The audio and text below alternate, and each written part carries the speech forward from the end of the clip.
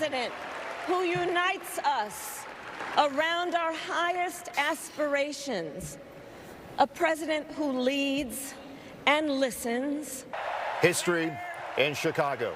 Tonight, Vice President Kamala Harris speaking to the nation and formally accepting the Democratic nomination for president. I promise to be a for all Americans. You can always trust me to put country above party and self. A message of unity on the final night of the Democratic National Convention, the presidential election, now just 75 days away. Good evening, everyone. I'm Mike Meebeck. And I'm Claudine Wong. Vice President Kamala Harris taking center stage tonight, laying out her path forward if voters give her 4 years in the White House. Our political reporter Greg Lee is live for us in Chicago tonight. And Greg, the biggest speech of Harris's political career tonight.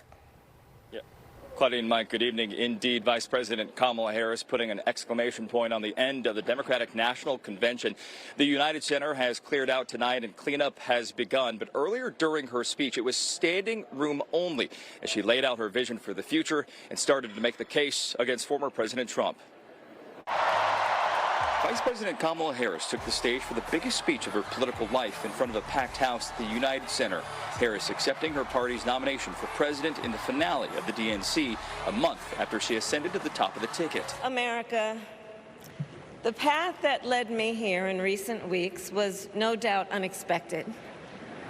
But I'm no stranger to unlikely journeys. The daughter of immigrant parents from Jamaica in India, born in Oakland and raised in Berkeley, shared the story of her middle-class upbringing to voters unfamiliar with her biography. In the Bay,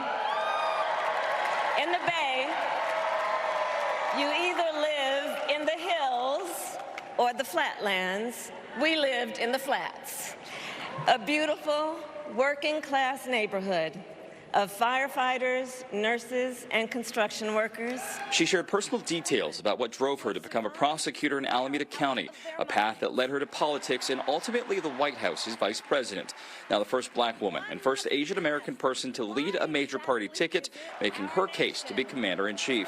Our nation with this election has a precious, fleeting opportunity to move past the bitterness, cynicism, and divisive battles of the past, a chance to chart a new way forward. Like the elected officials, former presidents, and celebrities who spoke before her this week, Harris criticized former President Trump and issued a warning about this election.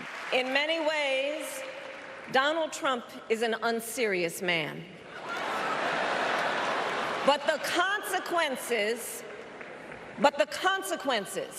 of putting Donald Trump back in the White House are extremely serious. On policy, Harris tackled issues she's been criticized on: border security, immigration reform, and the war in Gaza, where she tried to find middle ground. President Biden and I are working to end this war such that Israel is secure, the hostages are released, the suffering in Gaza ends.